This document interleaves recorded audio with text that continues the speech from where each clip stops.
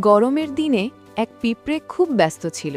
সে মাঠ থেকে ছোট ছোট দানা কুড়িয়ে নিজের বাসায় জমাচ্ছিল। এদিকে এক ঘাস ফড়িং গান গাইতে গাইতে আনন্দে সময় কাটাচ্ছিল।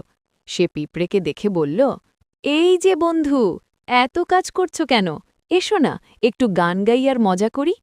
পিঁপড়ে বলল, আমি শীতের দিনের জন্য খাবার জমাচ্ছি, তখন তো খাবার পাওয়া যাবে না। ঘাসফড়িং হেসে বলল, ওসব ভাবনা পরে দেখা যাবে। কিছুদিন পর শীত এলো, চারদিকে ঠান্ডা আর খাবারের অভাব।